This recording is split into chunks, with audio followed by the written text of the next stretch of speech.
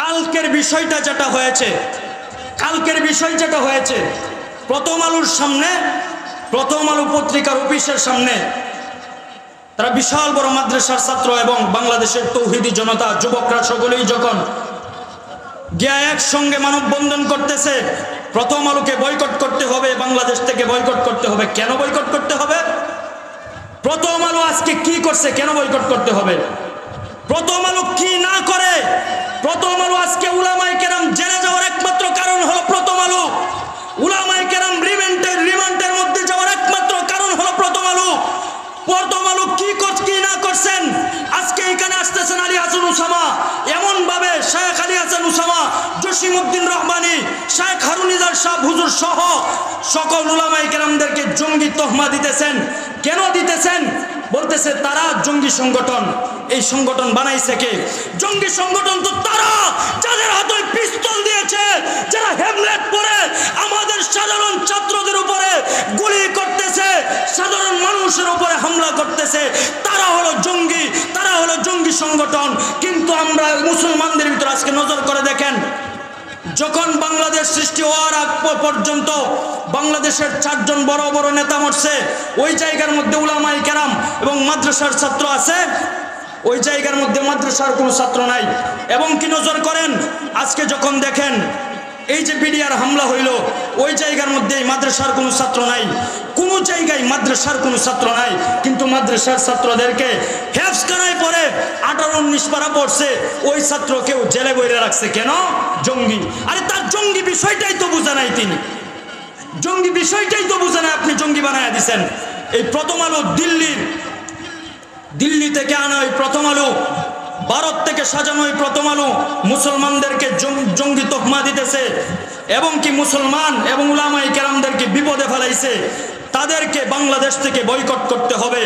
এবং কি যে খ্রিস্টান মিশনারি আমাদের দেশের মধ্যে খ্রিস্টান বলে আমাদের এলাকার মধ্যে চালাইতেছে, আমাদের এলাকাকে ধ্বংস করতেছে, খ্রিস্টান বানাইতেছে, আপনার ভাই খ্রিস্টান হইতেছে আপনি জানেন না, আপনার সন্তান খ্রিস্টান হইতেছে আপনি জানেন না, আপনার বন্ধু খ্রিস্টান হইতেছে আপনি জানেন না। আপনার বন্ধু যখন খ্রিস্টান হয়ে যায় তখন দেখবেন আপনিও খ্রিস্টানের মিশনারির মধ্যে ঢুকবেন। কেননা সহবতে সলেহ তুরা সলেহ কুনাত, সহবতে তলেহ তুরা তলেহ কুনাত, যার সঙ্গে যে তাকে তার বিষয়গুলো লক্ষ্য করে এবং নেসবত হয়ে যায়, তার আখলাকেই ধরে রাখে। আমরা আজকে এই দত্তগ্রাম থেকে ওয়াদা করি, মুসলমান ওয়াদা করে রাখি, আজকে থেকে নবীজির সিরাত আর সুরাত আমরা ছাড়বো না।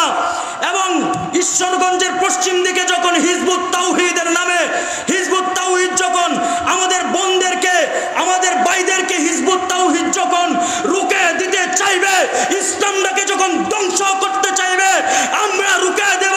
খ্রিস্টান মিশনারিরা যখন মুসলমানদের ঈমানকে হরণ করতে চাবে, তখন আমরা এই দত্তগ্রামের মানুষরা, ঈশ্বরগঞ্জের মানুষরা নারে তাকবীরের আওয়াজ দিয়ে তাদেরকে রুকে দিতে কারা কারা প্রস্তুত আছেন?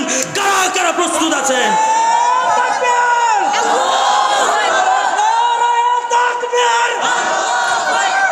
ইসলামের শত্রুরা হুঁশিয়ার, সাবধান। এবং কি আজকে শুনে রাখেন, দিল্লির যে প্রথম আলো পত্রিকা, ডেইলি স্টার পত্রিকা, যারা আমার ভাইদেরকে উলামায়ে কেরামদেরকে জঙ্গি বলে ঘোষণা করেছেন, যাদের কোনো মামলার কোনো নোটিফিকেশনই নাই, মামলার কোনো রিকোয়েস্টই নাই, কি দোষ করছে এই মামলাও নাই, বড় বড় উলামায়ে কেরাম মামুন হক সবুজুরের মতো লোকও নাকি মানিব্যাগ চুরি করে। নাউজুবিল্লাহ বলেন না কে? এরকম ব্যক্তিও মানিব্যাগ চুরি করে। আজকে এখান থেকে বলতেছি, এই ভাষণটা যেন, এই কথাটা যেন সারা বাংলাদেশের প্রত্যেকটা তৌহিদি জনতার এখানে যায়। যে আন্দোলন চলতেছে, আজকে বলতেছি ডক্টর ইউনূস সাহেব সহ যত এখন বর্তমানে যারা আছেন উপদেষ্টার মধ্যে এবং নেতৃবৃন্দ, তাদেরকে বলতে চাই, আপনারা বলে রাখেন, শুনে রাখেন, এক ফেসিড থেকে আমরা উলামায়ে কেরাম এবং দেশ মুক্ত হয়েছে। নতুন করে যদি কোনো গন্ডগোল বাংলাদেশে সাজাইতে চান, উলামায়ে কেরাম এবং তৌহিদি জনতা প্রস্তুত আছে, রুকে দিবে। এবং কি দিল্লির ডেইলি স্টার পত্রিকা, প্রথম আলোকে বাংলাদেশ থেকে বয়কট করতেই হবে, করতেই হবে, করতেই হবে ইনশাআল্লাহ। রাজি আছেন তো ইনশাআল্লাহ?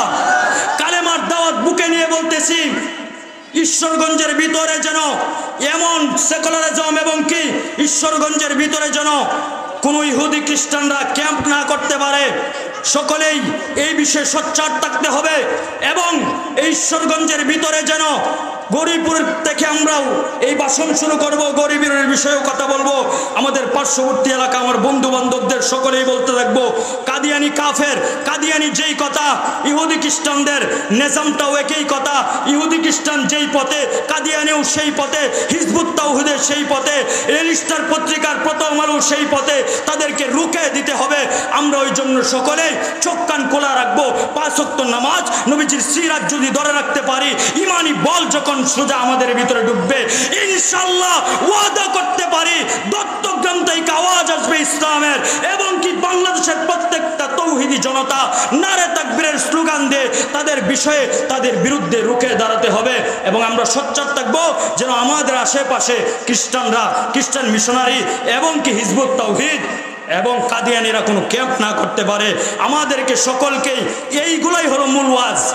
আজকে যদি ইসলামী ধ্বংস হয়ে যায়, কণ্ঠ দিয়ে ওয়াজ করে কি করবেন? ইসলামী যদি ধ্বংস হয়ে যায়, আপনি কণ্ঠ দিয়ে ওয়াজ করে কি করবেন? দিনের বুঝ কাদের ভিতরে ঢুকাইবেন? এক কান্দে ঢুকবে, আরেক কান্দে বাহির হয়ে যাবে। আল্লাহ তাআলা যেন আমাদেরকে আশেপাশে প্রত্যেকটা দিকে নজর করে চলতে পারি। আমাকে আপনাদেরকে কথাগুলোর উপর আমল করার